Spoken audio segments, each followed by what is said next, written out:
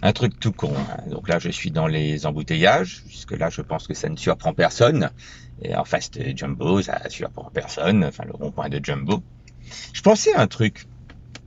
Les embouteillages seraient largement limités si toutes les voitures étaient conduites automatiquement.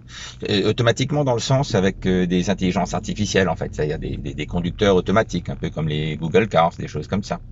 Pourquoi? Parce que le, d'après ce que j'ai compris, je sais pas, il y a quelqu'un de plus intelligent que moi qui a dit ça quelque part, c'est que le mécanisme des embouteillages se comportait pas mal comme la mécanique des fluides en fait. Euh, on va prendre un exemple, c'est que là par exemple devant moi, ben ça y est, hop, je démarre. Mais attention, j'ai redémarré quand? J'ai redémarré quelques secondes après que la voiture qui soit devant moi ait démarré. Pourquoi? C'est pour me laisser déjà un temps de latence, pour laisser à cette voiture le temps de prendre sa distance de sécurité, et puis parce que je suis pas un robot et que je ne sais pas tout de suite quand il va démarrer. Donc du coup, j'ai attendu un moment, ce qui fait que le gars derrière moi, il a attendu un moment aussi. Et après, ainsi de suite, ainsi de suite. Donc ce sont des temps qui se cumulent, cette histoire-là. Jusqu'au dernier gars derrière, qui est, alors que le premier gars devant a déjà commencé à démarrer, ben, le dernier gars, le gars devant est peut-être déjà au stop au feu rouge et il n'a pas encore démarré derrière. Alors que, imaginez que si nous étions des trains, je vais prendre une analogie très bête. Imaginons que tout ça c'était un train et que nous étions tous des wagons.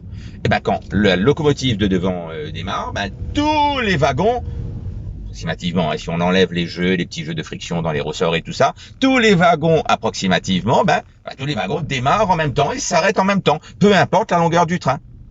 Donc si les voitures étaient des trains, on aurait déjà des embouteillages en moins dans le sens où dès que le premier démarre, le dernier démarre aussi. Maintenant, si c'est des ordinateurs qui conduisent interconnectés, le gars qui est derrière, comme toutes les voitures qui le suivent jusqu'au gars qui est devant, savent très précisément à la micro-nanoseconde de près quand le gars a démarré, ce qui veut dire que quand il accélère devant, tout le monde accélère en même temps.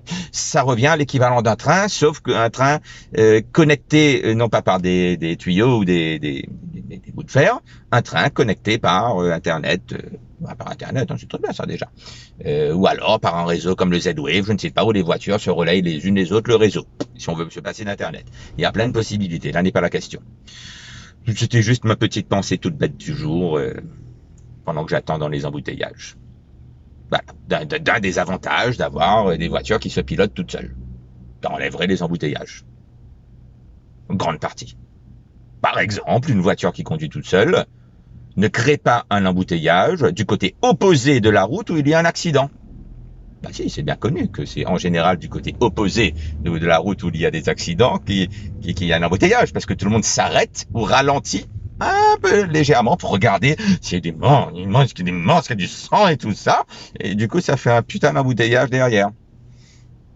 Je crois que le robot s'en fout. Je crois. À moins, à moins qu'on ait un programmeur assez vicieux pour programmer le robot pour pas s'en foutre. Là. Là, là, là. Ou alors, non.